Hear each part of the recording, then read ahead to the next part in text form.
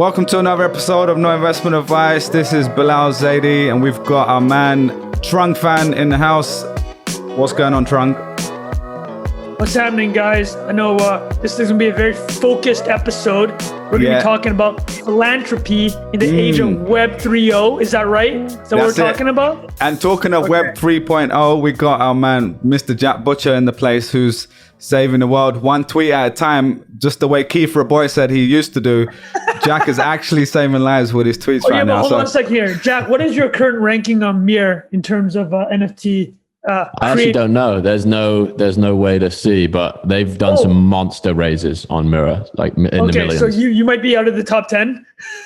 I would think that was that was on a Foundation, right? Foundation was the one we talked about. Foundation. Yeah.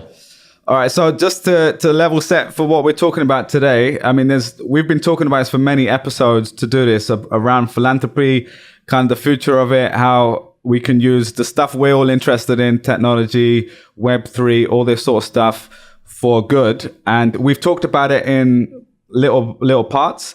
And Jack's been doing a bunch of projects with this. So we're going to talk about that. And then we're going to go into some of the stuff I did at Chaitawara and then kind of have a discussion on that. So Jack, do you want to tell us about what you've been doing with Mirror? Because this is really, really cool. And if you want to share your screen, you can do that as well. Obviously, if you're listening to this, you know what happened a couple of days ago a couple of weeks ago by the time you're listening to this, the Taliban occupation of Afghanistan, which displaced hundreds of thousands of families. And my immediate thought was like, obviously there's very little that we can do thousands and thousands of miles away, but what could I do with the small platform that I've built to contribute to helping people that are struggling?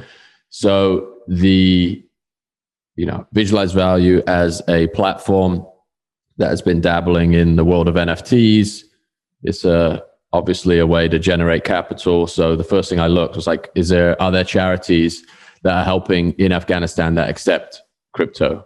So that's the first sort of bit of research I did. I found this charity called CARE, which has people and partners on the ground in Afghanistan that I believe started about 70 years ago. And their name comes from the care packages that they used to put together for families in parts of the world that are going through tough times. And they framed this campaign as give $89 to provide emergency supplies for one family for 30 days. Obviously, multiples of that would provide for multiple families. So it struck me as this very tangible thing that normally you would go and put your credit card into a form, choose the amount, send, and done. But it struck me that you could represent that pledge or that donation with a piece of art. So if you're looking at the shared screen, you can see it. If you're listening, it's just a really simple black and white graphic in the style of Visualize Value that visualizes this 30-day care package using Mirror as a platform, which is kind of this hybrid of publishing that lets you, it's on-chain publishing, but it lets you embed NFTs within editorial content. So it's unlike something like a foundation where you just have an auction for a piece of art. This allows you to add NFTs in contextually. So the way this is structured is just a really short description of what's going on, link to the organization, and then one NFT that costs the amount of that donation. And with Mirror, you can actually route those funds to an Ethereum address of your choosing. So I upload the NFT, build the edition, and put CARE's address in as the recipient. So I don't have to custody any funds. There's no transaction that I have to manage money process or anything. Oh, that's you don't have to hold it and send it. It's just directly going. Directly. So that's what, if we talk about paradigm shift one, it's that I didn't get in touch with CARE. I didn't talk to anybody. I was just like, I'm going to do this. We'll see if it works. I've got their address. I can send the funds, which is again, capturing this while it's top of mind is another important thing. Bilal, you probably have a good perspective on this too, but this news story is breaking in real time. People are consumed by this issue, and that is the time when you should raise capital, right? But if I'd have gone to Care and said, hey, I want to set this thing up, what do you think? And then it's like, well, what's an NFT? Who are you? How's it going to work? What's the social media strategy? It's like, no, I'm just going to do it, and then you're going to receive the money. Well, Jack, what you would have said is, actually, guys, if you've ever been a foundation, if you go to the top 10 creators, I'm actually number 10. So to answer who I am, that's who I am. Yeah. Well, you know what? Like the conversations I had after launching this. So Care is partnered with this organization called the Giving Block, which is basically the transaction layer that lets nonprofits and charities capture payment with crypto. So they have all of this infrastructure that's just, they plug a widget on their website essentially, and it lets them take donations in crypto. Those guys are incredibly interesting, and hopefully do some more work with them. Maybe we could even get them on the show at some point. But that made this entire thing permissionless, right? Mirror as a publishing platform, Giving Block as a plugin. I could have tweeted out, hey, here's a link to the credit card form for Afghanistan. Guys, donate to this. Not very compelling or like unique to me. While it's very admirable, I think, to spread awareness, things that I think there's just this moment in time now where you can do things that are like highly specific to your platform and generate like contributions to causes that you care about. So if you're looking at the screen, you can see we've sold 690 of these, an addition of 1,000. So that's 690 families. All that money goes straight to Care, onto the ground in Afghanistan, deployed and Jack, as fast as possible. As Trung says, let's not bury the lead. What's the total raise so far? Because it's actually a significant amount, right? Yeah, we're at like $115,000. Crazy. That's absolutely incredible, man. In a few days. Absolutely incredible. I think. Go on, Trung. No, I just wanted to ask Jack so you mentioned a couple episodes ago about just purchasing like CryptoPunks or NFTs. It's so much easier when you're already in the ecosystem, right? So there is an aspect here where people are literally just sitting on massive, like crazy crypto NFT paper gains in ETH, right? And there's like, all right, whatever, we'll just dump it, which is still great. Would you say that was part of it too? Is that people have all this ETH just kind of sitting around? I think there's some of that, but I also think let me pull up some of the quote tweets here. I think this is a pretty cool fork in the road, potentially, like people buying their first NFT. Oh my goodness.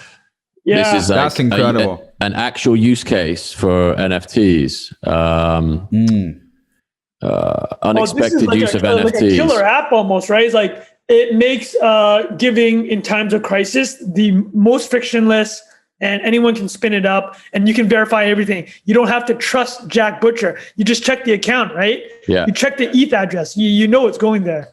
Yeah. Yeah. And you get a lot of questions. I'm sure, Bilal, you've had experience with this as well. It's like, is this real? How do you know? Blah, blah. It's like, here's the Ethereum address, and Care and the Giving Block commented on the tweets. Because I've been in touch with them. So it's all happening completely transparently. I send the funds to them. Like, money has been received. Everyone can keep contributing, because obviously the cool thing is Jack, you can also a lot of these charities nowadays, if they're doing stuff like this, they have it publicly on their site so you can verify. And then the cool thing about this is you can see the money directly goes into their wallet. We can get onto the transparency part in a minute, but just to give context on the 100,000, like a lot of people listen to this are like business people, and we hear these crazy numbers all the time of billions of dollars and startups and blah, blah, blah.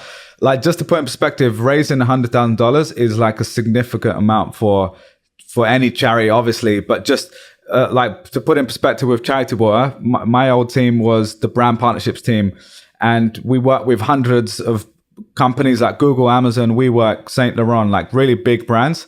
And if they, at the time, it was over 100K, would put them in like the top tier of, the sort of brand partner that we would want to work with. And this is companies with billions of dollars in revenue and stuff like that. Mental. Like obviously some of them gave way more than that, like in the millions.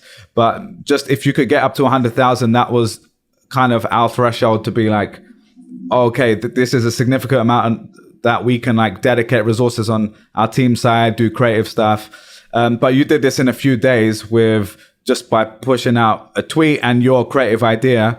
And I'm just saying it's a significant amount of money to do that. Wait, Bilal, could you actually go through, because I think what's really important here is Jack's touched on a few of the points. He did it without asking care, spun it up in a couple of hours, and people can just verify on their own. It's like, can we actually go through the differences here and how much of a shift this is in being able to react real time to a crisis?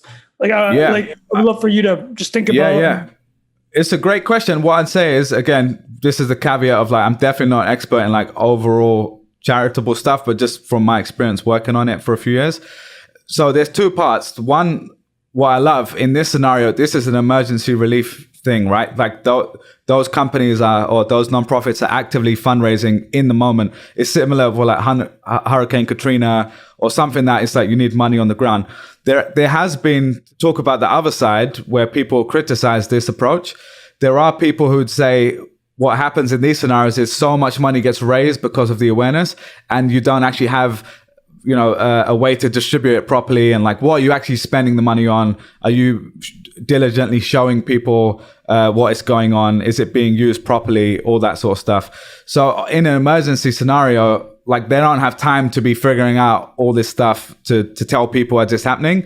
Whereas like a charitable or other nonprofits that are kind of evergreen fundraising, for like a big crisis, that's a little bit different because you can collaborate with them. So let's say Jack wanted to do something with charitable. I would say, yeah, it's great. Like go and just do it and raise money. Like lots of gamers and streamers do that all the time.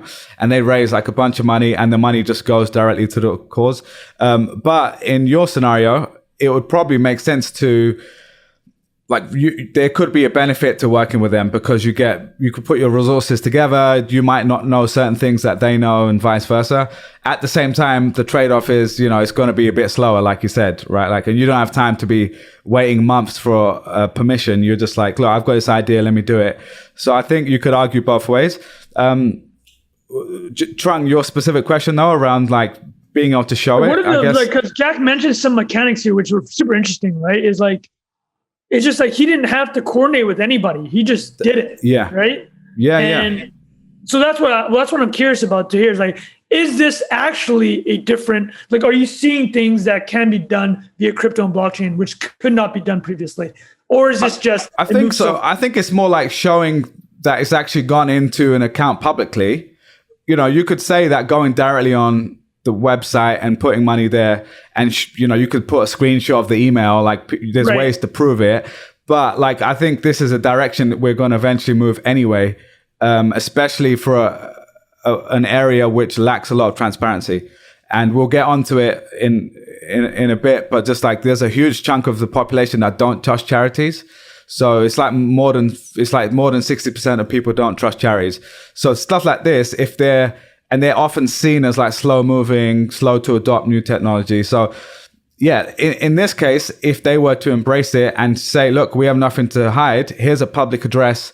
This is where you can see the amount of money that's coming in. I think that's a positive step. On its own, it's not enough because you still need to, there's like legal requirements sometimes. Like sometimes there's like KYC stuff.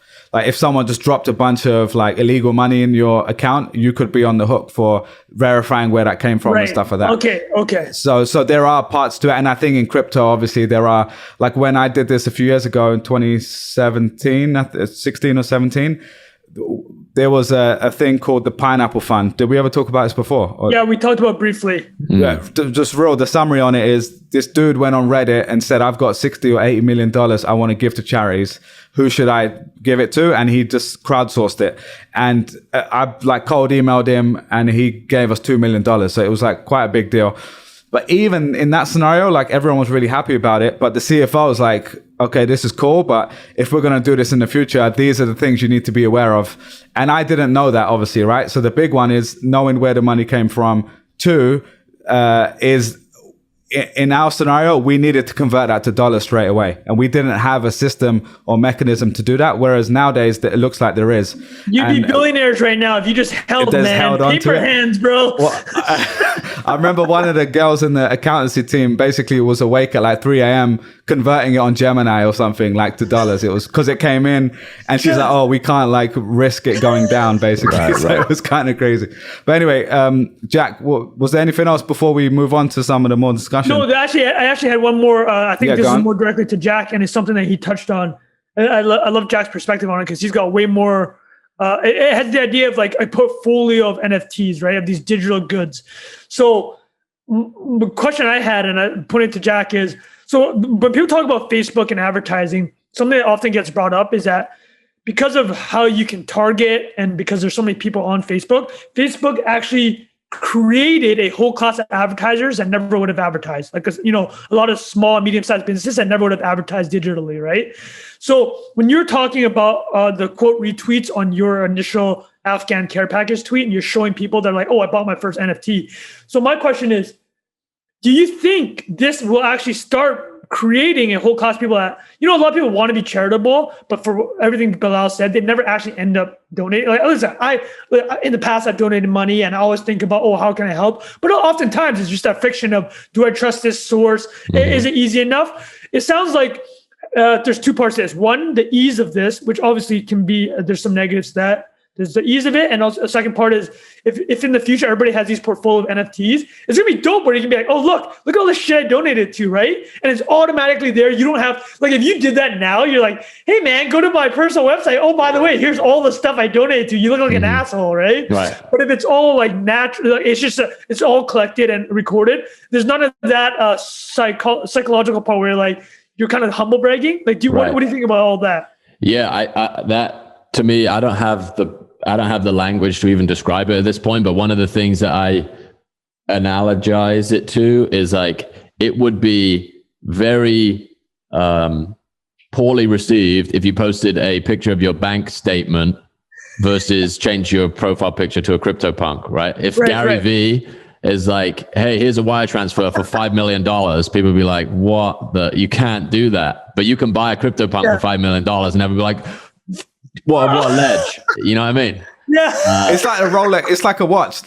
Like I remember. I forgot. I know, Trung, you put up a thing about a Rolex recently. Yeah, the NFT. Yeah. But there was a phrase. It was something like a Rolex or a fancy watch is a handshake from afar. You know, because it's like when you meet someone, especially as a guy, you're like, oh, I've got to give him the strong handshake, let him know I mean business. And it's like, oh, you don't even need to do that. You just give him a little flex, you know. And now it's like the flexing is happening online, you know. Like, I gotta tell you, there's a hilarious Jim Rome skit. Jim Rome, the big sports personality. We should pull it up one of these future episodes. But he actually goes. There's a 15-minute skit. And this guy's a master. He makes like 20-30 mil a year because of these kind of monologues. He talks about 15 minutes about people's handshakes. He's like, there's a couple different handshakes. There's like the limp fish guy that after you handshake him, you have zero respect for this human being. But then there's like the other end. There's the bone crusher, he calls it. The guy just comes in and tries to crush your hand to try to. We all met one of those. Yeah, mate. No, but dude, he's got a hilarious one. He added this one. This one killed me. There's the fake gut punch guy. The guy that goes up to you like, hey, what's going on? You know that guy? We definitely know that guy. I feel like Trunk's done that before. Trunk's got a flex on it. Oh, I'm just kidding. Oh, I'm not going to hit you. But no, that's funny. The Rolex, I know that's a big detour, but back to Jack's. Let's go back to Jack's point. Could I just add one thing on Jack? What you're saying, like, you're completely right? Because to me, it's not about NFT specifically. It's about the macro point is what are the storytelling, what are the ways you can raise awareness and tell stories in today's age? And what you did is you're in this already. You know what's going on. You know the people. You've worked on these platforms, and you execute incredibly quickly, and in your way, right? And that's kind of the challenge for a lot of these nonprofits. Is like, to put it frankly, more than half of them don't have they just don't prioritize that in the first place, right? So someone like Charity Water does prioritize it, but even for them, it's difficult, right? Because they've still got 100 people. They need to get some approval. They need to brainstorm and make sure it's done in certain ways. Yeah. And I can give a few examples in a bit around like the way they've done it with like virtual reality or remote sensors and stuff like that. But what made them the most famous early on, like 12, 15 years ago, whatever it was they did these birthday campaigns. Do you remember these? So this was like, I think Web 2.0. Oh, you know what? I think I did. Yeah, I think I do. It was remember. like Facebook, and you would say, it's my 30th birthday. Instead of getting me a drink for my birthday, I remember those. You can donate $30 or $31, whatever your age year was. And that blew them up, right? Like Bieber did it, Will Smith did it, a bunch of famous people did it. And then you'll get like little girls that are 9 years old doing it. And then you'll get, someone in another country doing it. So that was the equivalent of what Jack's doing right now. That was 12, 15 years ago when Facebook still had crazy organic reach. Like when you'd post it, it would get actually in front of all your friends. And that's how they kind of were able to launch themselves pretty quickly. But as they get bigger or other people get bigger, it's harder to keep doing that every single time. So that was one of the challenges. Every year we would have this thing called the World Water Day, and it was this September. It was a September campaign or something like that. And we would have to come up with this huge idea every year. And it was quite a big burden. And then you've got the Gala every year where you're getting like 400 super wealthy people who are expecting you to wow them in a completely new way. So it's amazing when people like you who are creative and have the skills and have done this for brands and yourself can just go and do it permissionlessly and just go and do it. So, but I think the question is, how do you get someone like yourself partnering with them as well? And that's a harder thing to do because most of them don't even have it on their radar. It's almost like making yourself an API as a charity, right? You shirt right there. Make yourself an API. Yeah, that was you said that about Virgil too. I like that. Yeah, he's like the culture API. Like you get in there, you come out looking fresh. You can have if they do what they're supposed to do in the most efficient and effective way. So I think the charities that will win over time will be the more transparent. Like, here's how the funds are used. Here's where they go. Should you have people that are experts at that trying to devise marketing campaigns? Probably not, because they're going to suck, right? Every other word is going to be a hashtag on Twitter. You got 1 million followers and you get like 19 impressions on every tweet. How that happens, I don't know. Oh, I know exactly, dude. I know exactly what you're talking about, man. It's just insane. So the biggest accounts, the @mention 10 people in a tweet, hashtag everything. It's completely illegible. And they must have just got followers when Twitter was, 2009 or something, where they got automatically like, hey, I care about philanthropy or I care about charities, and like a bunch of people followed them just by default. But now it's like, why can't a creator, in inverted commas, just do what they do best and just have this ability to plug into the back end of a cause that they love? So you say like, hey, these guys at the Giving Block, I was talking to them the other day, it's like, we're trying to get integrated with OpenSea. So your 2.5% transaction fee, you can say, I want it to go here. And it just, every single, $1 billion of volume in August on OpenSea. Imagine if 1% of that went to any kind of nonprofit or charity organization, or a number of them. Is just a game-changing thing. And I think in the same way you get this like Matthew principle or power laws, the charities that are the most transparent and the most like that plug into the same ideology of like, show your work, crypto, proof of work, like cut out as much admin as possible, automate a lot of the finance layer, which is probably a bunch of the money spent on charities is managing, moving money, doing all this other kind of stuff. It's like audits you have to comply with and all that exactly. stuff. Well, it's like, you can imagine, and maybe this is a little too utopian of a view, but all of that, code law within a charity, how money moves around, and all these audits, you're in the same way that crypto sort of eats the middle, the administrative layer of all of these like industries that are 2,000 page contracts that can be replaced with a line of code, right? Or, a couple hundred lines of code that run in perpetuity. So I think the people that have grown their resources through crypto, I think will have more desire to contribute to organizations that are numerically transparent, right? And there are charities out there that are doing that, and it's also a talent game, right? It sounds like Charity Water was able to get, Google Employee of the Year, Bilal over here. Employee of the Year. Where's I need a trophy in the back. That's my background. Bilal Zaidi is the only person ever to show up at a Google interview wearing a suit. I found out. I was speaking to someone the other day, and they said they did the same. A few people, but definitely. On. There's a couple things that I want to pull on here. So number one is this. We all know Twitter's a cesspool of haters that have nothing better to do with their time. So first question for Jack. What were some of the, oh, this is so dumb, man. What were some of those comments? What were the dumbest comments you received?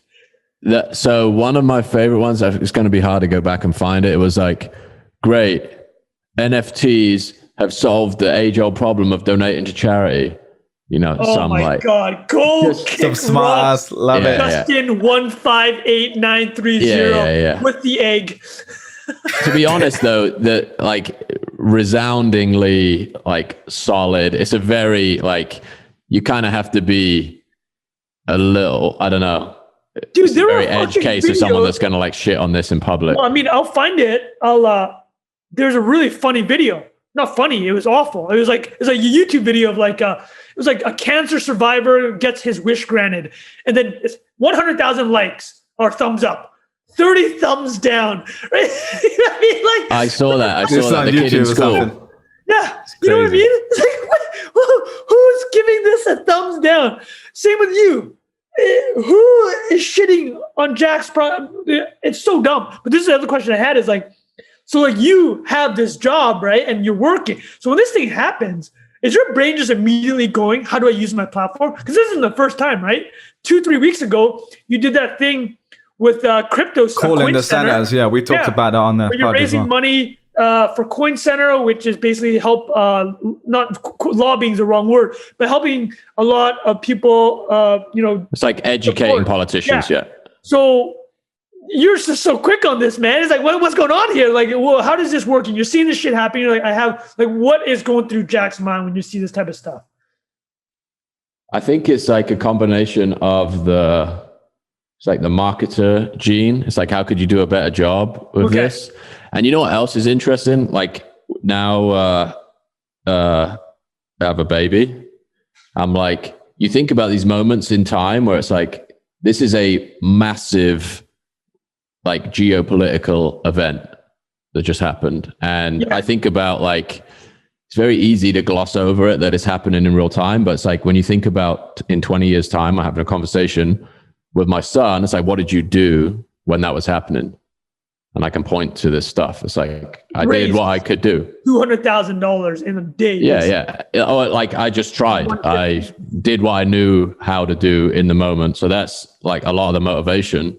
And it's also I don't know, I've moved more towards the art part of visualized value is more real-time commentary on stuff that's happening. So I feel that has been a bit of a long-term shift. It's a commentary on how the world is changing in, crypto specifically is my interest. So a lot of it manifests itself that way. But, it also can be used to respond to certain events as well. So as soon as it happens, it's what can I do? Yeah, no, and that's great, man. And we talked about in the last one or a few weeks ago where you had the phone for the NFT for calling the senator or whatever. And look, like we said, a lot of this stuff, it's not no one's ever invented a way to give money to charity. That's not the point here. Yeah, of course not. This is using you're doing it in a smart way to raise awareness in a way that it's going to people are going to take note and it's going to stand out from the crowd. That's all the game is, right? And even with art, right? People have been making art and giving it away for charity for forever. But even that, just to give an anecdote, we did it when I was there. And just to get awareness of it originally, and not to name drop, but we did it with Banksy, right? And we did a original, we got a unique one with Banksy. but no, what I'm saying is like, it's something that people didn't even believe it was real. And then eventually they were like, oh, it was on all the forums and we raised a decent amount from it. But your thing raised more than the Banksy, which is crazy. Wow, right? that's crazy. Inflation, Do you know man. Yeah, it's inflation. I think so. I can't remember the exact number, but I'm pretty sure. And that was like promoted on, it was like we did something with eBay on an auction and they promoted it on something crazy. Talk about this. How, again, I know Jack doesn't even care about, oh man, I did more than Banksy. That you clearly are just doing it because, I mean, I think the bigger picture here, if we zoom back 50,000 feet, and like we talked about this, it's super cliche, but it's the whole idea of like, if you build an audience and they trust you, trusted distribution, you can kind of offer them anything, right? And like Jack clearly has building this incredible career and having an audience that trusts him. And his 2 point is like, and Bilal, you touched on it, not only is he doing this, it's exactly in the way that is consistent with the entire brand that he's built, right? Yeah. And I know, Jack, you said before, if you were to sell makeup, it wouldn't work. But because what you're selling is art and you sold courses in the past related to like simplifying ideas visually, like that's what we know you for. So Trung, sorry, I didn't want to cut you off, but no, I'm saying this is consistent. And hold on, what was the other question I had? I didn't have any more questions regarding this, actually. I had a question for Bilal. Right. Did you have any more points? No, go for it. No, you talked about the Gala at Charity. Can you talk us through the Gala? The pros and cons of it, and how much more efficient Jack's way of doing it was than the Gala? Well, no, I'll be completely honest, right? When I got there, I went in thinking quite negatively about galas in general, right? Okay. Like I'd been to a couple before. I'm not against them overall, but I just always, I'll just say exactly what I thought, right? Without knowing the numbers and everything. I just thought, okay, this is going to be a bunch of rich people feeling good for a night, drinking, eating nice food, having a big party, and then at the end, they can pat themselves on the back. Right? And at the same time, when I started peeling back the layers and learning more about it, I realized I was being the equivalent of that negative commenter.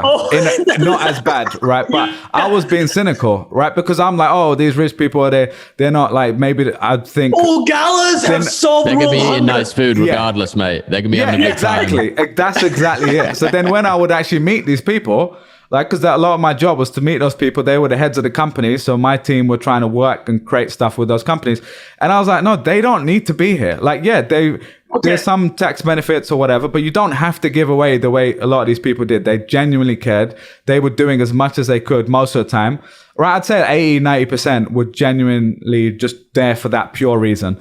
Right? And then when you actually look at, when you're hitting a certain scale as an organization, you need to do all of them. That's the thing, right? So what Jack's doing is incredible, but and I think organizations should invest in this sort of stuff. But you also need to be thinking about the individual who's giving $12 or $30 a month. Right. You also need to have a team doing white glove service for high net worth individuals.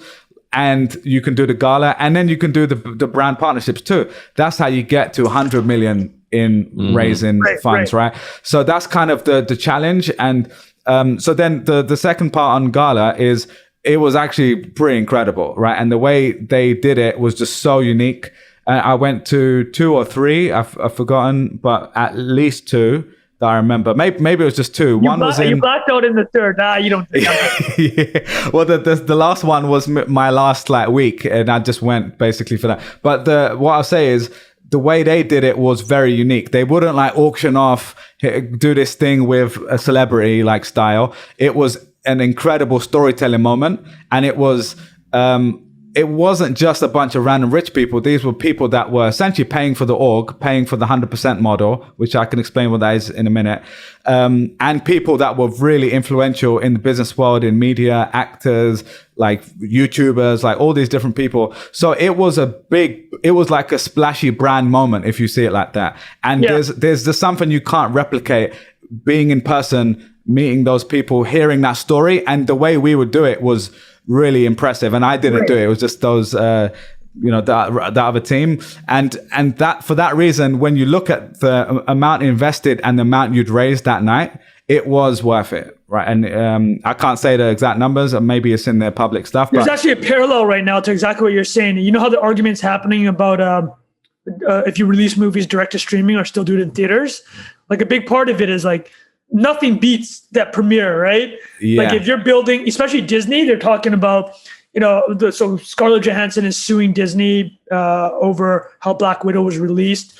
And a big argument to her side is just like, when you put resources behind a movie, especially if you're building something you want long-lasting intellectual property in, just having those moments is almost, I think, to what Bilal was saying there, is those moments for the brand, right, is just like very difficult to match. And the other thing is, Trung, we would basically use that as this center point where we would be creating a bunch of content, and then we would take that content and use it for the rest of the year, right, next year with the other channels.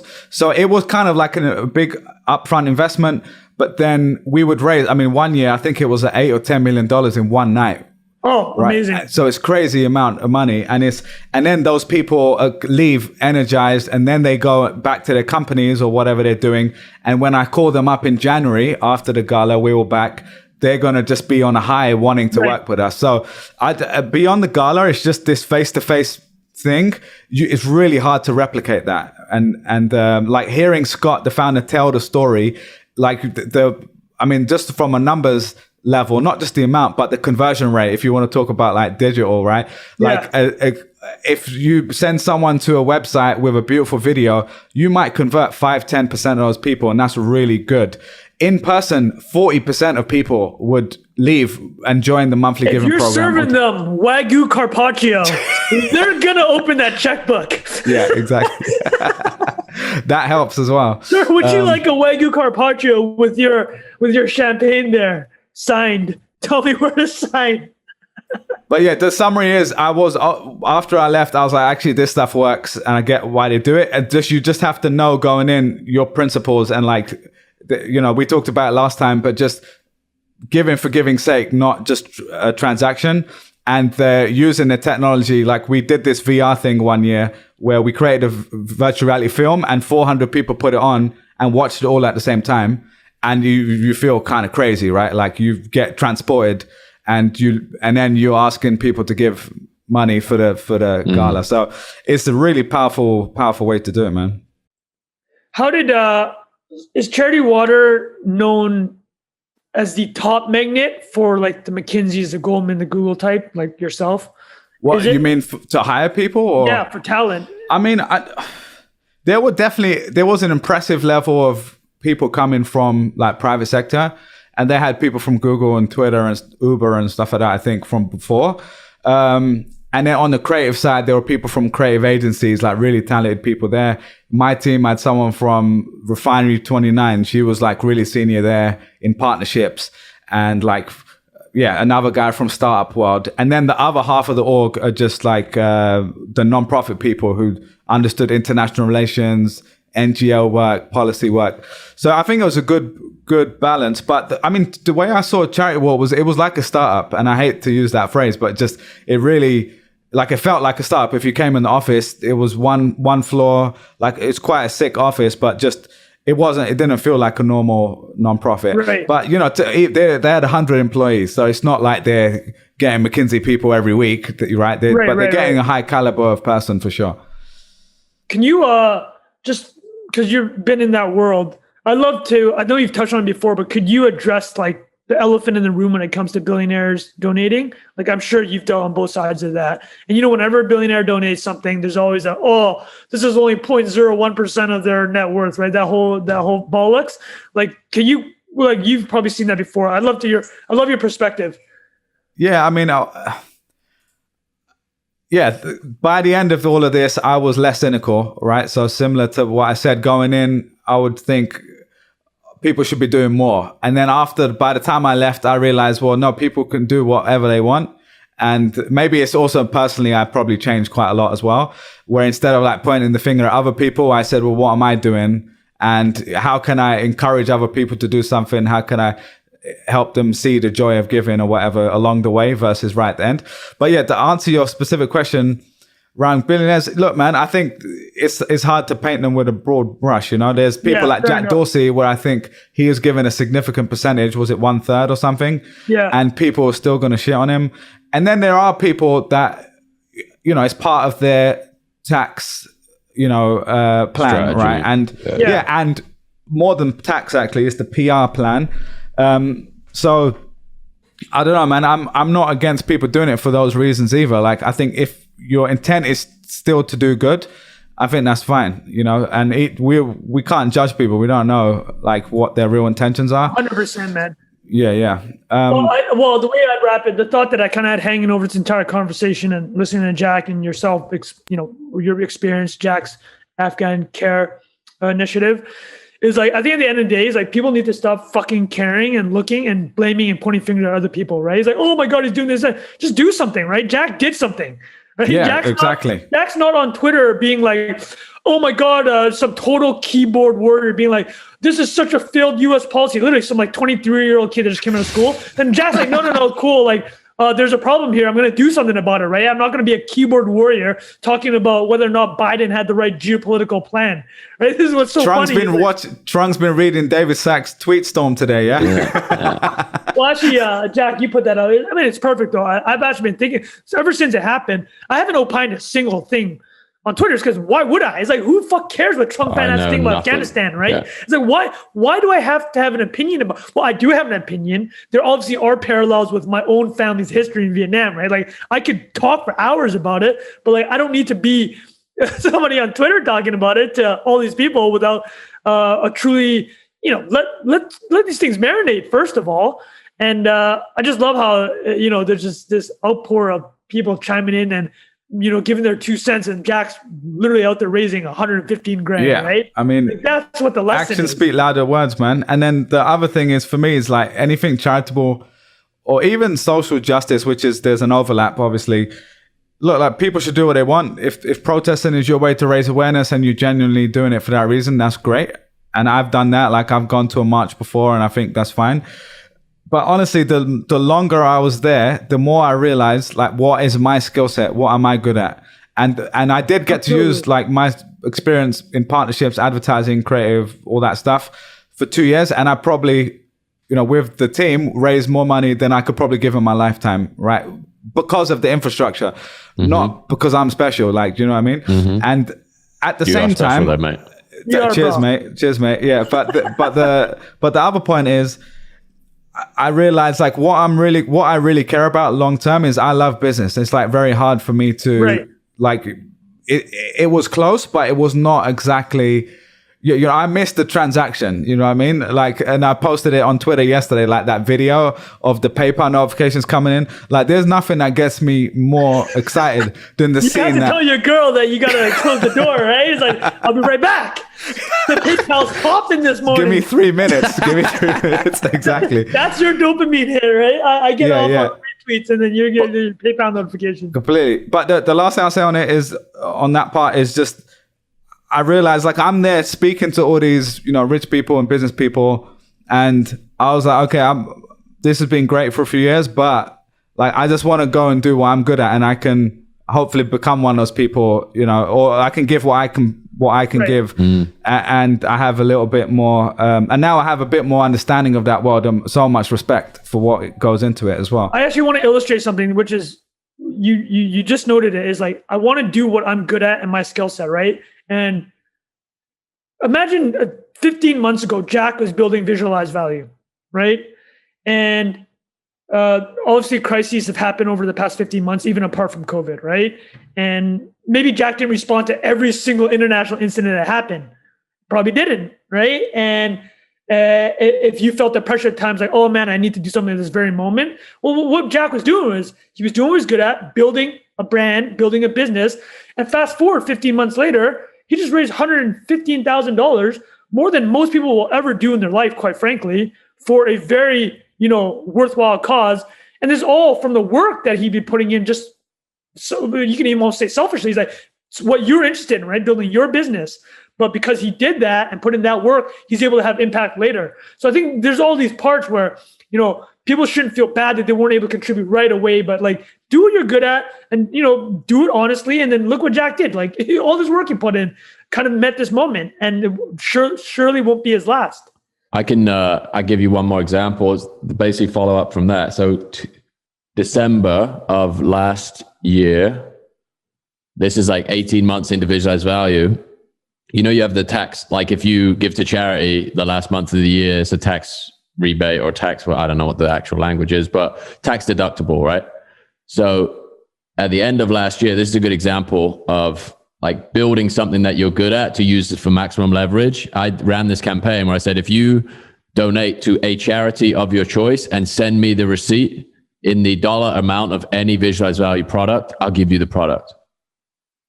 It's amazing. So it's like, I could have taken, there's no way if I'd have chosen a charity that would resonate with everybody. Right. There's no way That's that smart. I could have raised, I think we did over 6 figures on that too, $100,000 or something. Unbelievable, man. And if I'd have tried to raise that and give it myself, like it would have been a massive portion of our like income for the year. And there's all these tax obligations and stuff. But I just think there's a lot of creative ways that the internet opens up all these avenues for you to give, even if you have a very narrow focus.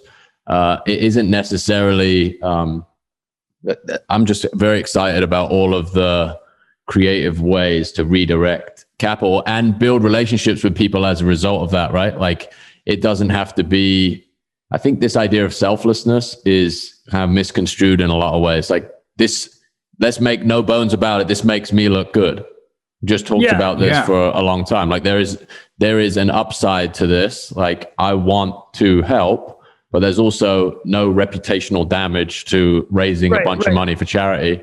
So it's a positive sum game that we're playing. And I think the more people start to see it that way, the more good we can do faster. Like people spend $1 billion on OpenSea last month, $1 billion buying and selling cartoon art. And, I don't want to denigrate it all, but there's like a lot of crazy transactions going on. And to try and get 1% of that interest over to something that's like pure philanthropy, you have to borrow some of the mechanics from that world, right? It has to start becoming like culturally significant and interesting to people to contribute. And I think this like skin in the game, status driven philanthropy is going to be a thing. So I just run one more idea by you. Is like, imagine you want to build a school somewhere and you made NFT components for that school. So it's like 30 laptops. So you can go in and buy 5 laptop NFTs. The funds are rooted. They buy laptops in the real world. Then you're on Twitter and you say, I just bought this. I just did this for this school. Oh, someone else sees that campaign. They go and like buy the other half. And you have this like physical representation of giving, and it gamifies it. It makes a network out of it. And I think part of what drives that Gala mechanic is competition between people. It's like, how good can you be in front of it's like a Bobby Axelrod. Like there's a scene there, right? It's keep throwing their hands up over each other. Unless like we should harness the things that drive us to give more. Exactly. If it works, I think, it works. And lean into it. Another quote that I forgot to mention of like a, naysayer on that tweet was like, giving is not about getting something in return. It's like giving is about figuring out a way to get resources from one place to another, however you need to do it. And that's a great way to put it. That's the pragmatic, honest way to describe it. If you're a marketer or you're an entrepreneur, it's like, okay, you can have that opinion, but the number stays at 0 because your opinion is bullshit. Yeah. You know what? This is all we should probably pull it up after, maybe the editors can help with this, but there's that Patrick Collison tweet, right? He's like, pessimists sound smart, but optimists get paid. It's the same, right? Well, you can sound really smart making fun of Jack. Delete the whole episode and just leave that. I'll be honest, man. Yeah, delete the whole episode because the chirp on Jack's Afghan care package, pretty funny. Look, looks like NFT solved like the Afghanistan situation. That's fucking funny, bro. I'm telling you right now. Like objectively, that's hilarious. But Jack the Optimist is the one raising 115K, right? So just kick rocks. But Jack, I was just because we got maybe 5 minutes left on this part. I just wanted to close it up by, I think a lot of people listen to this do care about helping in different ways, whatever the cause is. And just from the way you describe what you described before, I wanted to call out a few things. And it was relevant to kind of things I learned. If I was like writing 5 bullet points or something about what I learned there. The first thing is you already get this because you're a marketer, you're good at thinking about these things, but the way you've communicated that care package was this helps one family, right? That sounds so obvious, but you'll be surprised if you just go on most nonprofit sites, how much is like the money, or they just use statistics. And that was the first thing I learned is like, there's 785 million people that don't have access to clean water. Can you visually think of how many people that is? It's like impossible. No, right? So I could maybe say, I could try to translate and say, all right, 1 in 10 people in the world don't have access to clean water. That is a little bit better. But if I tell you a story of someone that I've personally met in Senegal who was before and after the clean water and what they do, and now they've got a kid that doesn't go through the same thing, or their mum has now set up a business selling banana bread, which is a true story, and we captured that. That is so much more powerful for the closing the loop part, right? Like once, let's say this Afghanistan thing in 1 year, and you actually got to meet some of these people or families, and you said this person made it over to Canada, or they made it over here, and this is the life they've built. That is so much more powerful than just we raise X million dollars, because millions that doesn't really mean that much to people. So I think packaging, man, it's all the same lessons, right? It's like packaging, product positioning. You're selling a product. That may sound like a cynical way to frame it, but it's like there are dollars in somebody's account. They're either going to buy a portion of chips, whatever, a Netflix thing, or they're going to donate to charity. You still got that gig song in your head, mate. You say, well, actually, I mean, if you guys want to take it to the most cynical way possible, the quote attributed to Stalin. Let's go. Bring it. Yeah. Bringing it back. It's History professor misattributed to him. And listen, we don't really want to be tying Stalin to Jack's, philanthropy here. But this will be in the YouTube search results. Yeah. This is gonna demonetize before you're monetized, right? Listen, I don't know. Nobody knows if he actually said it, but it's the same sentiment, right? Like the death of one person is a tragedy. The death of 1 million people is a statistic. You've never heard that. And Sean got some bars today, son. I don't want to be quoting Stalin, but it's the same idea, right? It's like, but once it starts hitting these numbers, it's unimaginable, right? And then you start hitting these. I mean, it's a story. The 1 for 1 is genius. You're right, Bilal. It is a true. Completely. And then just the couple other things that ties into that is, if you think about, and I'm sure yours was similar, but Jack, growing up in the UK, we would have seen these old school, like Oxfam ads or something, which was like basically a poor kid, normally in Africa, like a black kid, with flies on their face and, the belly and just looking really poorly. And it would have the sad music. And look, that might work to a certain extent. But what I really loved about the first day I got there, you do a tour of the office, and they have a brand book. And one of the kind of principles is we only tell stories through hope, not guilt. And that just change is such badass. A huge change. It's not great. Oh, look how terrible life is for them, and like point a finger and all that sort of stuff. Sometimes you need to show the urgency, obviously, but it helps so much more by focusing on like the hopeful story to say someone's in a bad position, but you have a chance to help them get out of that position. Like look forward and then the last part around that storytelling is the hero's journey, which we need a whole hour just to go through what that is, but if you can Google this, what the hero's journey is, or YouTube it.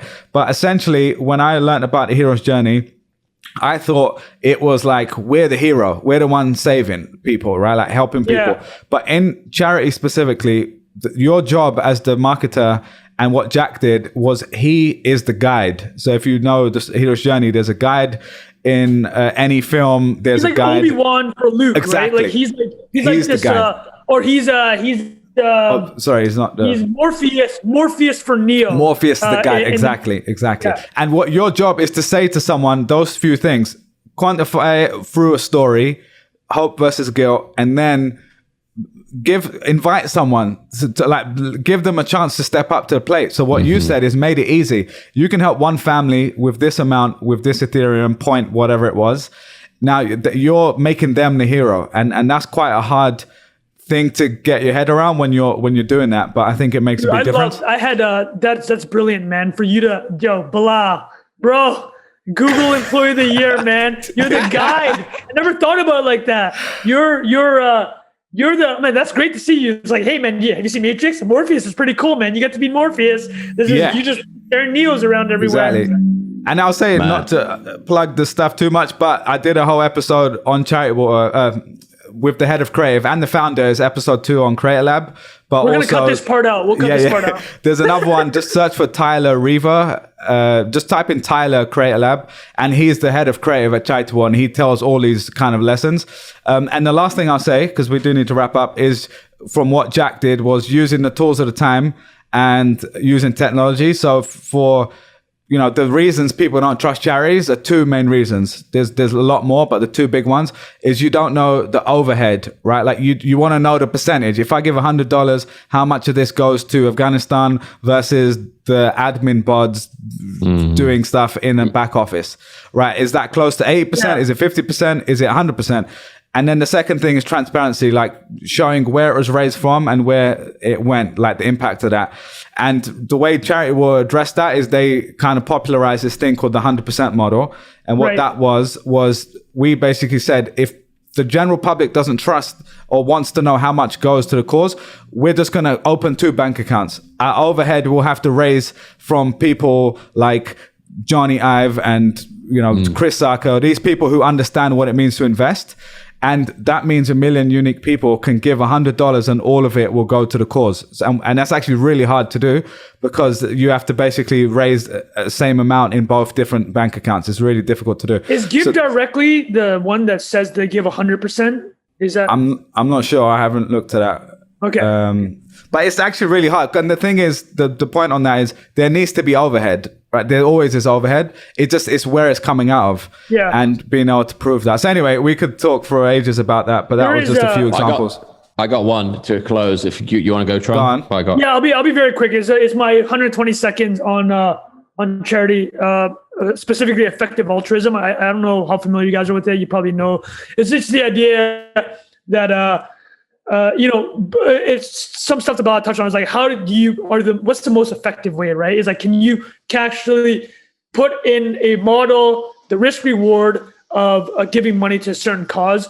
A measure that it's often used is called quality, QALY. It's a quality of life years. So basically, there's a lot of criticism around whether this number you can really capture the value of donating money to somebody. But one way is like, it's like how many quality life years can you extend a person's life if you donate, right? I'm probably completely chopping it up. But the whole reason I bring this up is something about effective altruism and the idea of within it is the idea of earning to give. Because a lot of people will be like, hey, how do I do something good? And you have this sense, like for example, Bilal left Google to go work at Charity Water.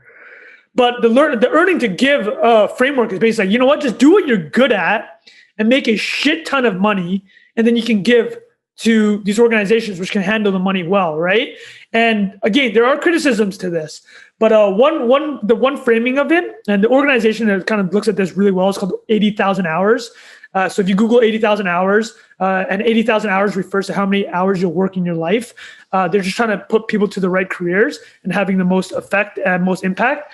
But their whole argument, they made an interesting argument, and you can disagree with it, but the idea is like, if you're 19 years old and you're thinking about, if you're a sick coder or you're a sick creator like Jack, you're an artist, you know how to sell on the internet, but you also want to be a doctor because doctors, quote unquote, do more for society. The 80,000 hours like earning to give argument is, well, actually, if you look at how many doctors there are in the world and how the medical system is set up, if you are a very good medical student or could be, and you choose not to do it, somebody's going to take your place, right? You choosing not to be a doctor is actually not going to impact the medical system because of how it's structured. However, if you're like a Jack, a one of one type of, or 1 in 100,000 type of internet creator that can build community, create art that can sell and raise awareness, and you're choosing to be a doctor instead of doing this real skill of yours, you're actually depriving the world of that. And that actually, if you were to net it all out in a formula, is less impact than if you were to become a doctor. So for anybody that's young and like, oh, I want to do these careers that are on the surface area is what quote unquote society thinks is the most beneficial.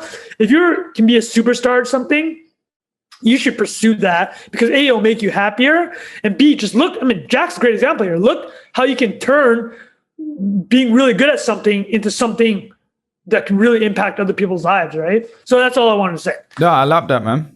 Jack, you were going to say something? Man, we're on the same page, Trung. I was going to reference our Big Brother podcasters from the All In podcast. There's this clip of Chamath. Have you seen this clip? He's getting interviewed in San Francisco somewhere. And so a lot of these people have like goals for social impact.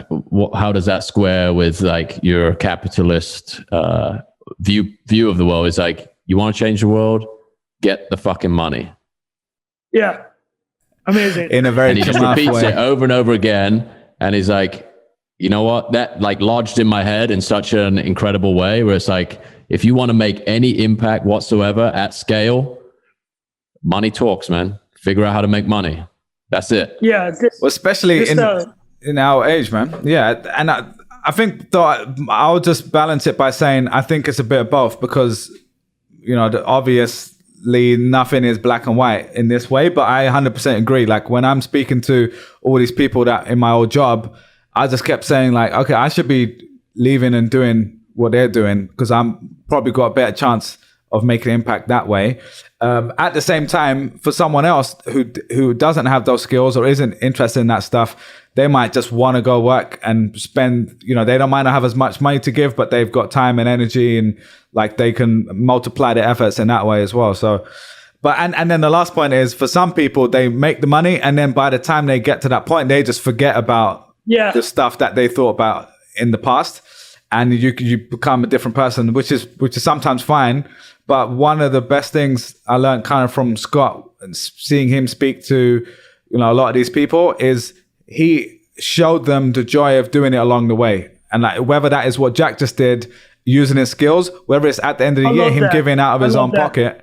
I think, and honestly, man, once you, like, it doesn't have to be a lot of money, but once you actually see the impact and the organization's done a good job, it's very hard to go back to not doing that because you realize like, you just get a buzz from giving, you know what I mean? So I think it's a good way to wrap it up, boys. Anything else before we wrap up? That was great, man. I feel like this is the first of many. I feel like there's gonna be a couple more Jack drops like this, but no, that was good. That was good, guys. Yeah, I love it, Jack, man. What you did is sick, and it hasn't even finished yet. So, well, thanks to everybody. If you're listening to this and you contributed, or you shared it, or you interacted with it in any way, you're just as responsible as me. So I appreciate it. 100%. All right, boys, and so that's been another episode. Thanks for joining us. And join us in the Telegram group and let us know what you think of this on Twitter as always. And we'll speak to you on the next one.